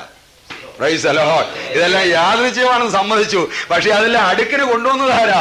അതിന്റെ ദൈവം തമ്പുരാനാ. Price the Lord. ആ കുഞ്ഞിനെ എടുത്തുകൊണ്ട് വന്നപ്പോൾ ശിശു എബ്രായ ശിശുവാണെന്ന് കണ്ടപ്പോൾ മനസ്സിലായി, എബ്രായ ശിശുവാണ്. രാജാവിന്റെ കൽപ്പന, രാജകുമാരിയുടെ അപ്പന്റെ കൽപ്പന, രാജ്യം ഭരിക്കുന്ന ഫറവോന്റെ കൽപ്പന, രാജ്യത്തിന്റെ നിയമം, എബ്രായ ശിശു ആൺകുഞ്ഞാണെങ്കിൽ അതിനെ കൊല്ലണം. അവൾ ഈ കുഞ്ഞിനെ എടുത്തപ്പോൾ അവളുടെ ഹൃദയത്തിൽ ആരോ പറയുന്നു, നീ ഈ കുഞ്ഞിനെ വളർത്തണം. കൽപ്പന എന്താണ്? ഈ കുഞ്ഞിനെ കൊല്ലണം. അവളുടെ ഉള്ളിൽ ആരാണ്ട് പറയുകയാണ്, ഈ കുഞ്ഞിനെ വളർത്തണം. ദൈവവചനത്തെ ഇങ്ങനെ വായിക്കുന്നു, രാജാക്കന്മാരുടെ ഹൃദയം ദൈവത്തിന്റെ കൈകളിൽ നീർത്തോട് കണക്കെയിരിക്കുന്നു. അവൻ ഇഷ്ടമുള്ള ദിക്കിലേക്ക് അതിനെ തിരിക്കുവാൻ കഴിയും. ദൈവത്തിന്റെ ആത്മാവ് ശക്തിയോടെ ആ കന്യകയോട് പറഞ്ഞു, ഈ കുഞ്ഞിനെ നീ വളർത്തണം, ഈ കുഞ്ഞിനെ വളർത്തുമകനാക്കണം. അവളൊടുവിൽ ഇങ്ങനെ വടംവലി നടക്കുമ്പോൾ കൊച്ചു പെങ്ങൾ ഓടി വന്ന് ചോദിക്കുക, പൊന്ന് രാജകുമാരി, ഈ കുഞ്ഞിന് പാല് കൊടുക്കാൻ ഒരു അമ്മച്ചിയെ വേണോ? വിളിച്ചോണ്ട് വരാൻ പറഞ്ഞു. ഈ മോൾ ഓടിച്ചെന്ന് അവിടെ അമ്മച്ചിയോട് പറഞ്ഞു, അമ്മച്ചി എനിക്ക് കരയണ്ട, നമ്മുടെ കുഞ്ഞിനെ രാജകുമാരി എടുത്തു, കുഞ്ഞിന് പാല് കൊടുക്കാൻ ഒരു അമ്മ വേണമെന്ന് പറഞ്ഞു. സ്തോത്രം. ആ അമ്മ എഴുന്നേറ്റ് ദൈവത്തിന് സ്തോത്രം ചെയ്ത് കാണും. ആ അമ്മ ഓടി വന്നപ്പോൾ രാജകുമാരി പറയുക, തേണ്ട, എനിക്ക് നീലനദിയിൽ നിന്ന് കിട്ടിയതാണ് ഈ കുഞ്ഞിനെ, ഇവൻ എന്നെ വളർത്തുമോനാണ്, നിങ്ങൾ വീട്ടിൽ കൊണ്ടുപോയി പാല് കൊടുത്ത് വളർത്തണം. മാസം തോറും കൊട്ടാരത്തിൽ നിന്ന് ശമ്പളം നിങ്ങൾക്ക് തരാം. സ്വന്തം കുഞ്ഞിന് പാല് കൊടുക്കാൻ ശമ്പളം വേണം. തിരിച്ചു പറയണേ, ഇങ്ങനെ പറഞ്ഞേനെ അമ്മ, അയ്യോ രാജകുമാരി ശമ്പളം ഒന്നും തരണ്ട, ഈ കുഞ്ഞിനെ വളർത്താനിക്ക് തന്നാ മതി. Praise the Lord. എന്നാൽ സ്വർഗത്തിലെ ദൈവം തീരുമാനിച്ചു, ആ പാവപ്പെട്ട വീട്ടുകാർക്ക് ഒരു വരുമാനം കൂടെ ഉണ്ടായിക്കോട്ടെന്ന്. Praise the lord. ഹല്ലേലൂയ. ആ കുഞ്ഞിനെ വാങ്ങിച്ചുകൊണ്ട് വന്ന് പാല് കൊടുത്ത് വളർത്തുക. മാസം തോറും കൊട്ടാരത്തിൽ നിന്ന് ശമ്പളം ഇഞ്ഞു വരും. രാജകുമാരി കൊട്ടാരത്തിൽ ചെന്ന് ഖജനാവിൽ ചെന്ന് ഏർപ്പാട് ചെയ്തു, ഇന്ന അടിമ കോളനിയിലെ ഇത്ര നമ്പർ കുടിലിൽ താമസിക്കുന്ന വീട്ടുകാർക്ക് പ്രതിമാസം ഇത്ര ശമ്പളം കൊടുത്തേക്കണം. എന്റെ വളർത്തുമോനെ അവരവിടെ പാല് കൊടുത്ത് വളർത്തുകയാണ്, അതിനുള്ള ശമ്പളം കൊടുക്കണം. ഹോം മിനിസ്ട്രി വിളിച്ച് പറഞ്ഞു കാണും, അവിടെ ഒരു പ്രത്യേക നോട്ടമൊക്കെ വേണമേ, എന്റെ കുഞ്ഞ് അവിടെ വളരുന്നത്. ഇഷ്ടിയച്ചൂടെ വിളിച്ച് പറഞ്ഞു കാണും, ഇനി അവരെ കൊണ്ട് വലിയ ഡ്യൂട്ടി ഒന്നും ചെയ്യിക്കണ്ട, ഞാൻ അവരെ സ്പെഷ്യൽ ഡ്യൂട്ടിക്ക് ആക്കിയിരിക്കുകയാണ്. നോക്കി ആ വീടിന്റെ സ്ഥിതി മാറിയത് കണ്ടോ? തലേ രാത്രിയിൽ ആ വീട്ടിൽ ആരും ഉറങ്ങിയിട്ടില്ല. തലേ രാത്രിയിൽ ആ വീട് കണ്ണുനീരും കയ്യുമായിരുന്നു. തലേ രാത്രിയിൽ ദൈവമേ, ഞങ്ങളുടെ കഷ്ടത കാണാൻ ആരുമില്ലല്ലോ, ഞങ്ങളുടെ നിലവിളി കേൾക്കുവാൻ ആരുമില്ലല്ലോ, ഞങ്ങളുടെ കുഞ്ഞിനെ വളർത്തുവാൻ ഞങ്ങൾക്ക് അനുവാദമില്ലല്ലോ എന്ന് പറഞ്ഞവർ നിലവിളിച്ചതാണ്. എന്നാൽ 24 മണിക്കൂർ കഴിയുന്നതിന് മുമ്പ് സ്വർഗത്തിലെ ദൈവം ആ വീടിന്റെ സ്ഥിതിക്ക് ഭേദം വരുത്തി. എന്താ ഇതിന്റെ അർത്ഥം? സഹോദര, നിന്റെ ജീവിതത്തിലുണ്ടാകുന്ന ഏറ്റവും വലിയ കഷ്ടതയാകട്ടെ, സഹോദരി നിന്റെ ജീവിതത്തിലുണ്ടാകുന്ന ഏറ്റവും വലിയ കഷ്ടതയാകട്ടെ, ഏത് കഷ്ടതയുടെയും പുറത്ത് സ്വർഗത്തിലെ ദൈവം കുത്തിവിട്ടിരിക്കുന്ന ഒരു എക്സ്പയറി ഡേറ്റ് ഉണ്ട്. Price the Lord. ഇന്ന സമയം വരെ ഈ കഷ്ടത ഇവനോട് പോരാടാൻ പാടുള്ളൂ, അത് കഴിയുമ്പോൾ കഷ്ടതയെ നീ മാറണമെന്ന് ദൈവം കൽപ്പിച്ചിട്ടുണ്ട്. നിന്റെ ജീവിതത്തിലുണ്ടാകുന്ന ഏത് കഷ്ടതയെയും മുഖത്ത് നോക്കി ധൈര്യമായിട്ട് പറയണം, ഹേ കഷ്ടതയെ, ദൈവം പറഞ്ഞ സമയം വരെ നിനക്ക് എന്നോട് പോരാടാനൊക്കത്തുള്ളൂ, അത് കഴിയുമ്പോൾ നീ മാറിയേ ഒക്കത്തുള്ളൂ. സ്തോത്രം. Price the lord. ഹല്ലേലൂയ. ദൈവ കുടുംബത്തിന്റെ സ്ഥിതിക്ക് ഭേദം വരുത്തി. ദൈവം അവരെ സഹായിച്ചു. ആ കുഞ്ഞവിടെ വളരുകയാണ്. ആ മിസ്രയീമിലെ സകല നിക്ഷേപങ്ങളുടെയും അവകാശിയായി. ഇത്രയേ ഉള്ളൂ വേദപുസ്തകം തരുന്നത്. എന്നാൽ ജോസീഫസ് എഴുതിയിട്ടുണ്ട് കുറച്ചുകൂടെ. ജോസീഫസ് എഴുതിയിരിക്കുന്നത് മോശയ്ക്ക് 40 വയസ്സ് പ്രായമായപ്പോൾ മിസ്രയീമ്യ സൈന്യത്തിന്റെ സർവ്വ സൈന്യാധിപനായി. സുഡാന്റെയും എത്യോപ്യയുടെയും സൈന്യങ്ങൾ മിസ്രയീമിനെ ആക്രമിച്ചപ്പോൾ സൈന്യങ്ങൾ ഏറ്റുമുട്ടി ആ ഉത്തരാഫ്രിക്കയിലെ രാജ്യങ്ങളെ മുഴുവൻ തോൽപ്പിച്ചു. ജോസീഫസ് ഇങ്ങനെ കൂടെ എഴുതിയിട്ടുണ്ട്, എത്യോപ്യയിലെ രാജകുമാരി മോശയെക്കുറിച്ച് അറിഞ്ഞിട്ട് ഒരു ദൂതന്റെ വശം സന്ദേശം അറിയിച്ചു. അല്ലയോ മോസസ്, നിങ്ങൾ എൻ്റെ രാജ്യം പിടിക്കുവാൻ വേണ്ടി യുദ്ധം ചെയ്യണ്ട. നിങ്ങൾ ആയുധങ്ങളോ നിങ്ങൾ പട്ടാളക്കാരോ ആയിട്ട് വരണ്ട. നിങ്ങൾക്ക് വേണ്ടി ഞങ്ങളുടെ പട്ടണത്തിന്റെ കവാടങ്ങൾ തുറന്നു കിടക്കും. നീ ദൂരെ ഇരുന്നു കൊണ്ട് തന്നെ എൻ്റെ ഹൃദയത്തെ കീഴടക്കി കഴിഞ്ഞു. അതുകൊണ്ട് എൻ്റെ രാജ്യം നിനക്ക് വേണ്ടി കീഴ്പ്പെട്ടിരിക്കും. മോശ വിചാരിച്ചതൊരു ചതിവാണെന്ന് വിചാരിച്ചു മോശ അറിയിച്ചു, നീ പറഞ്ഞത് സത്യമാണ് എങ്കിൽ ഞാൻ വരുമ്പോൾ പട്ടണവാതികൾ തുറന്നു കിടക്കണം, എന്നെ സ്വീകരിക്കുവാൻ വേണ്ടിയുള്ള എല്ലാ സജ്ജീകരണങ്ങളും ഉണ്ടായിരിക്കണം. മോശ എന്നപ്പോൾ അവൾ കാത്തു നിൽക്കുകയാണ്. അങ്ങനെ മോശ എത്യോപ്യ രാജകുമാരിയെ വിവാഹം കഴിച്ചുവെന്നും ആ സ്ത്രീയാണ് കൂശ്യ സ്ത്രീ എന്ന് ബൈബിളിൽ പറഞ്ഞിരിക്കുന്നതുമാണ് ജോസീഫസ് എഴുതിയിരിക്കുന്നത്. ഞാൻ ഇപ്പോൾ പറഞ്ഞ കാര്യം ബൈബിളിലില്ല, ഇതൊരു യഹൂദ ചരിത്രകാരൻ എഴുതിയിരിക്കുന്നേ ഉള്ളൂ. എന്നാൽ ബൈബിളിൽ എഴുതിയിരിക്കുന്നു, മിസ്രയീമിലെ സകല നിക്ഷേപങ്ങളുടെ അവകാശിയായി അവൻ. മിസ്രയീമിൽ ഫറവോന്റെ പുത്രിയുടെ മകൻ എന്നവൻ വിളിക്കപ്പെട്ടുകൊണ്ടിരുന്നു. അവൻ ഫറവോൻ കഴിഞ്ഞാൽ അടുത്ത ഫറവോ ആയി തീരത്തക്കണമുള്ള സ്ഥാനത്തവനെത്തി. ഈ സമയത്താണ് അവന്റെ ഹൃദയത്തിൽ ഒരു വലിയ വടംവലി നടക്കുകയാണ്. എന്താണ് വടംവലി? ഒരു വശത്ത് മിസ്രയീമിന്റെ ഐശ്വര്യങ്ങൾ, മിസ്രയീമിന്റെ മഹത്വം, മിസ്രയീമിന്റെ സമ്പത്ത്, മിസ്രയീമിന്റെ ഉയർച്ച. മറുവശത്ത് ദൈവജനത്തോടു കൂടെയുള്ള കഷ്ടത, മറുവശത്ത് ക്രിസ്തുവിന്റെ നിന്ന. ഇതിലേത് തിരഞ്ഞെടുക്കണം? അടുത്ത വാക്യം വായിക്കുക. എബ്രായ ലേഖനം 11-ാം അധ്യായത്തിൽ, വിശ്വാസത്താൽ മോശതാൻ വളർന്നപ്പോൾ പാപത്തിന്റെ തൽക്കാല ഭോഗത്തെക്കാളും ദൈവജനത്തോടുകൂടെ കഷ്ടം അനുഭവിക്കുന്നത് തെരഞ്ഞെടുത്തു. അവൻ പ്രതിഫലം നോക്കി വരുവാൻ പോകുന്ന കർത്താവിന്റെ മടങ്ങി വരവിൽ ലഭിക്കുവാൻ പോകുന്ന പ്രതിഫലം അവൻ വിശ്വാസത്താൽ നോക്കി. അതുകൊണ്ട് അവൻ തീരുമാനിച്ചു, ഞാൻ ഫറവോന്റെ പുത്രിയുടെ മകൻ എന്ന പേരിൽ അറിയപ്പെടുന്ന മഹത്വവും പ്രശംസയും ഉയർച്ചയും എനിക്ക് വേണ്ട. ഈ മിസ്രയീമിലെ സകല നിക്ഷേപങ്ങളെക്കാളും ക്രിസ്തുവിന്റെ നിന്ന ചുമന്നുകൊണ്ട് ഞാൻ നടക്കാം. അതാണ് വലിയ ധനം. Price the Lord. സ്തോത്രം. രണ്ടും കൂടെ സാധിക്കയില്ല സഹോദര. ഒന്നുകിൽ ലോകത്തിന്റെ മഹത്വം, ലോകത്തിലെ ആളുകൾ തന്നെ പുകഴ്ത്തി പറയും, നിനക്ക് എല്ലായിടത്തും സ്ഥാനങ്ങളും മാനങ്ങളും ഉയർച്ചകളും ഉണ്ടാകും. ഇല്ല എങ്കിൽ യേശുവിനെ നിന്നെയും എടുത്തോടുത്ത് നടക്കേണ്ടി വരും. Praise the Lord. മോശ തീരുമാനിച്ചു, മിസ്രയീമിൽ ഫറവോന്റെ പുത്രിയുടെ മകൻ എന്ന പദവി എനിക്കുണ്ട്, എനിക്ക് നല്ല സ്ഥാനമുണ്ട്, നല്ല ഉയർച്ചയുണ്ട്, എല്ലാ പദവികളും ഉണ്ട്. ഭാവി കാലത്ത് എനിക്ക് പല പ്രയോജനങ്ങളും ഉണ്ടാകും അവിടെ നിന്നാൽ. എന്നാൽ മറുവശത്ത് അവൻ നോക്കി ക്രിസ്തുവിന്റെ നിന്ന, ദൈവത്തോടുള്ള കഷ്ടത. അവൻ ഇത് രണ്ടും കൂടെ ഒരു തുലാസിന്റെ രണ്ട് തട്ടിൽ വെച്ച് തൂക്കി നോക്കി. ഇതിലേതിനാണ് ഘനമുള്ളത്? ഈ ലോകത്തിന്റെ പ്രതാപങ്ങളും ഐശ്വര്യങ്ങളും എല്ലാം അത് ക്ഷണനേരത്തേക്കേ ഉള്ളൂ, അത് നൈമിഷികമാണ്, അത് തീർന്നു പോകും. എന്നാൽ ക്രിസ്തുവിനെ നിന്ന് എടുക്കുന്നുവെങ്കിൽ വരുവാനുള്ള ലോകത്തിൽ നിത്യമായ പ്രതിഫലമുണ്ട്. സ്തോത്രം. നൊടി നേരത്തേക്കുള്ള നമ്മുടെ ലഘുവായ കഷ്ടം അത്യന്തം അനവധിയായ തേജസ്സിന്റെ നിത്യ ഘനം പ്രാപിപ്പാൻ ഹേതുവായി തീരുന്നു. സ്തോത്രം. ഒരു ദിവസം അവൻ തീരുമാനിച്ചു, ഞാൻ ഇറങ്ങിത്തിരിക്കുക, ഞാൻ കൊട്ടാരം വിടുക, എനിക്ക് സ്ഥാനമാനങ്ങളൊന്നും വേണ്ട, ദൈവജനത്തോട് ഞാൻ കഷ്ടത അനുഭവിക്കും. തീരുമാനിച്ചെങ്കിലും അവന് വഴി അറിഞ്ഞുകൂടായിരുന്നു. എങ്ങനെയാണ് ഇസ്രായേൽ മക്കളെ വീണ്ടെടുക്കേണ്ടതെന്ന് മോശയ്ക്ക് അറിഞ്ഞുകൂടാ. നല്ല യുദ്ധ പരിശീലനമുള്ള ഒരു നേതാവാണ്, നല്ല പേഴ്സണാലിറ്റി ഉണ്ട്, നല്ല ആരോഗ്യമുണ്ട്, നല്ല ശക്തിയുണ്ട്, നല്ല മസിൽ പവറുണ്ട്. അവൻ തീരുമാനിച്ചു, ഞാൻ വെളിയിലേക്ക് ഇറങ്ങി നടക്കും, ഏതെങ്കിലും ഇസ്രായേൽക്കാരനെ ഉപദ്രവിക്കാൻ അവനെ ഞാൻ തല്ലിക്കൊല്ലും. അങ്ങനെ ഒരു ദിവസം ഒരു മിസ്രയീമിനെ വെച്ച് തട്ടുക, ഇന്നല്ലെങ്കിൽ നാളെ ഇസ്രായേൽ മക്കളെ ഇവിടുന്ന് കൊണ്ടുപോകാം. മോശ ഇറങ്ങി തിരിച്ചു. ഒരു മിസ്രയീമിന് ഇസ്രായേൽക്കാരനും കൂടെ അടിക്കുന്നു. ഒരു മിസ്രയീമിന് ഇസ്രായേൽക്കാരനും തമ്മിലടിച്ചാൽ ഏത് സൈഡ് നിൽക്കണമെന്ന് വേഗം തീരുമാനമെടുക്കാം. പെട്ടെന്ന് തീരുമാനമെടുത്തു. ഇസ്രായേൽക്കാരനോട് നിന്ന് ഒറ്റയടിക്കും മിസ്രയീമിനെ കൊന്നു, കുഴിച്ചും കൂടി കൈയും തട്ടിക്കുടഞ്ഞ് ആരും അറിഞ്ഞില്ലെന്ന് വിചാരിച്ചു പോയി. അടുത്ത ദിവസം വന്നപ്പോൾ രണ്ട് ഇസ്രായേൽ മക്കൾ തമ്മിലടിക്കുക. രണ്ട് ഇസ്രായേൽ മക്കൾ തമ്മിലടിക്കുമ്പോൾ ഏത് പക്ഷത്ത് നിൽക്കും? അത് ബുദ്ധിമുട്ടുള്ള കാര്യമാണ്. പ്രൈസ് അല്ലോ. ആ സമയത്ത് മോശ പറഞ്ഞു, അയ്യോ നമ്മൾ സഹോദരന്മാരാ, നമ്മൾ തമ്മിൽ വഴക്കുണ്ടാക്കല് കേട്ടോ, അയ്യോ നമ്മൾ സഹോദരന്മാരാ. അവർ ചോദിച്ചെടോ, താൻ ഇന്നലെ മിസ്രൈമിനെ കൊന്നതുപോലെ ഇന്ന് ഞങ്ങളുടെ അടുത്ത് വന്നിരിക്കുകയാണ്. തന്നെ അധികാരിയും ന്യായകർത്താവും ആക്കിയത് ആര്? മിസ്രൈമിനെ കൊന്ന കാര്യം എല്ലായിടത്തും അറിഞ്ഞു. ഇനി അവിടെ നിന്നാൽ തല പോകും. മോശ അവിടെ ഓടി. മോശ ഓടി ഓടി ഓടി മിദ്യാന് മരുഭൂമിയിലെത്തി. മിദ്യാനിലെ പുരോഹിതന്റെ വീട്ടിൽ അഭയം തേടി ഒരു അഭയാർത്ഥിയായി കഴിയുകയാണ്. മോശയെ, നിന്റെ മസിൽ പവർ കൊണ്ടല്ല ദൈവം ജനത്തെ വീണ്ടെടുക്കുന്നത്. സ്തോത്രം. നേതാവിന്റെ ആളത്വം കൊണ്ടോ പേഴ്സണാലിറ്റി കൊണ്ടോ വിദ്യാഭ്യാസം കൊണ്ടോ ബിരുദം കൊണ്ടോ പാണ്ഡിത്യം കൊണ്ടോ ഉയർച്ച കൊണ്ടോ ഒന്നുമല്ല ജനം വീണ്ടെടുക്കപ്പെടുന്നത്. സ്തോത്രം. ജനം വീണ്ടെടുക്കപ്പെടുവാൻ ഒറ്റ മാർഗമേ ഉള്ളൂ. ഒരേ ഒരു മാർഗം, അത് അറുക്കപ്പെട്ട കുഞ്ഞാണ്ട് രക്തമാണ്.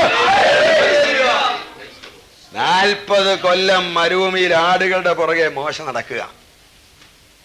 ആരുടെ ആടാ? അമ്മായിയപ്പന്റെ ആട്. മോശ മിദ്യാനിലെ പുരോഹിതന്റെ മകളെ കല്യാണം കഴിച്ച് അമ്മായിയപ്പന്റെ ആടുകളെ തീറ്റി നടക്കുക 40 കൊല്ലമായിട്ടും. 40 കൊല്ലം തീറ്റിയിട്ടും ഇപ്പോഴും ആട് അമ്മായിയപ്പന്റെ. മോശയ്ക്ക് സ്വന്തം എന്ന് പറയാൻ ഒന്നുമില്ല. ഈ 40 കൊല്ലം മരുഭൂമിയിൽ നടന്നതിനിടയിൽ അനേക പ്രാവശ്യം മോശ മനസ്സിൽ പറഞ്ഞു കാണും, എന്റെ ദൈവമേ, ഇതാണോ എന്റെ അമ്മച്ചി കൊച്ചിലെ പറഞ്ഞ് എനിക്കൊരു വിളിയുണ്ടെന്ന്.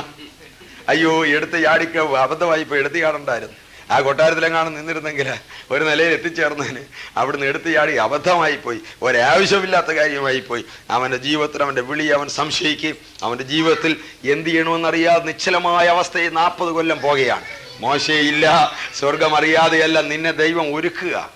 ഒന്ന് പറഞ്ഞ് രണ്ടാമത്തേന് തല്ലിക്കൊല്ലുന്നൊരു മോശയുടെ കയ്യില് ഇസ്രായേൽ മക്കളെ കൊടുത്തു വിട്ടാൽ അങ്ങ് ചെല്ലുമ്പോ ആരും കാണുകയില്ല. Price the Lord. അതുകൊണ്ട് ആടിന്റെ പുറകെ നടത്തി മര്യാദ പഠിപ്പിച്ച, പ്രൈസ് ദി ലോർഡ്, ഹല്ലേലൂയ, ഈ ആടിനെയൊക്കെ തീറ്റി നടക്കുമ്പോൾ വളരെ ബുദ്ധിമുട്ടുള്ള ജോലിയാണ് ആട് മേയ്ക്കുക എന്ന് പറഞ്ഞാൽ. ഒരാട് അങ്ങോട്ടോടും വേറെ ഒരാട് ഇങ്ങോട്ടോടും. അപ്പോഴൊരു പച്ചല തിന്നാൻ ഒന്ന് പോകും, ഒന്ന് പുറകെ നിൽക്കും, ഒന്നിനെ കോരിയെടുക്കണം. ശരിക്കും മര്യാദ പഠിച്ച് 40 കൊല്ലം കൊണ്ട് മോശം. ആദ്യത്തെ 40 കൊല്ലം അവൻ ധരിച്ചത്, കൊട്ടാരത്തിലാണ് ധരിച്ച് ഐ ആം സംതിങ്, ഞാൻ ഏതാണ്ടൊക്കെയാണ്, ഞാൻ വിചാരിച്ച വല്ലതൊക്കെ നടക്കും, ഞാൻ ഇറങ്ങി തിരിച്ച മിസ്രൈമിനെ കൊല്ലാം, ഇസ്രായേൽ മക്കളെ വിടുവിക്കാം. പിന്നത്തെ 40 കൊല്ലം മോശ പറയുക, ഐ ആം നത്തിങ്, ഞാൻ ഒന്നുമില്ല കർത്താവേ, ഞാൻ ഒന്നുമില്ല കർത്താവേ, ഞാൻ ഒന്നുമില്ല, ഞാൻ വിക്കനാണ്, ഞാൻ കഴിവില്ലാത്തവനാണ്. അവനൊന്നുമില്ലെന്ന് പറയുവാൻ തക്കോണം അവന്റെ ജീവിതത്തിന്റെ ഏറ്റവും ശൂന്യതകളിലേക്ക് ദൈവം അവനെ നടത്തി. സഹോദര, ഒരു പക്ഷേ നിന്റെ ജീവിതത്തിലും നീ നിന്റെ വിളിയെ സംശയിക്കുന്ന അനുഭവങ്ങൾ ഉണ്ടാകാം. എന്റെ ദൈവമേ, ഇതിനാണോ ഞാൻ ഇറങ്ങി തിരിച്ച്, എന്റെ ദൈവമേ എനിക്ക് മരുഭൂമിയാണല്ലോ എന്ന് നീ ചിന്തിക്കുന്ന അനുഭവമുണ്ട്. എന്നാൽ ഇന്ന് ഞാൻ പറയട്ടെ, ദൈവത്തിന്റെ സമയം വരുമ്പോൾ ദൈവം മുൾപ്പടർപ്പിൽ ഇറങ്ങി വരുന്നവനാണ്. ഓ ഹല്ലേലൂയ. ദൈവത്തിന്റെ പ്രോഗ്രാമിന് വേണ്ടി മോശയെ അയക്കുവാൻ വേണ്ടി ദൈവം വിളിച്ചപ്പോൾ മോശ എവിടെയായിരുന്നോ അവിടേക്ക് ദൈവം ഇറങ്ങി വന്നു. ആദ്യത്തെ വിളി ഒരിക്കലും മേലോട്ട് കയറി വരാനല്ല. പിന്നെ ദൈവം മോശയോട് പറഞ്ഞു, നീങ്ങി കയറി വാങ്ങി പർവ്വതത്തിന് മുകളിൽ വാ. എന്നാൽ ആദ്യത്തെ വിളി മോശയുടെ താഴ്വരയിലേക്ക് ദൈവം ഇറങ്ങി വരിക. നീ ആയിരിക്കുന്ന താഴ്വരയിൽ ഇറങ്ങി വരുന്നവനാണ് ഈ ദൈവം. നിന്റെ ജീവിതത്തിന് മുൾപ്പടർപ്പിൽ ഇറങ്ങി വരുന്നവനാണ് ഈ ദൈവം. മുൾപ്പടർപ്പിൽ നിന്ന് ഒരു നന്മയും വരികയില്ലെന്ന് മോശയ്ക്കറിയാം. 40 കൊല്ലം മരുഭൂമിയിൽ നടന്നപ്പോൾ മരുഭൂമിയിൽ വെറുതെ നിൽക്കുന്ന മുൾപ്പടർപ്പ്, ഒന്നിനും കൊള്ളാൻ നിൽക്കുന്ന മുൾപ്പടർപ്പ്. അവിടെ കരുവേലങ്ങളുണ്ട്, ദേവദാരുക്കളുണ്ട്. എന്നാൽ അതേലെങ്ങുമല്ല ദൈവതേജസ് ഇറങ്ങി വന്നത്. ഒന്നിനും കൊള്ളുകയില്ലെന്ന് പറഞ്ഞ മുൾപ്പടർപ്പിനകത്ത് ദൈവത്തിന് തേജസ് ഇറങ്ങി വന്നു.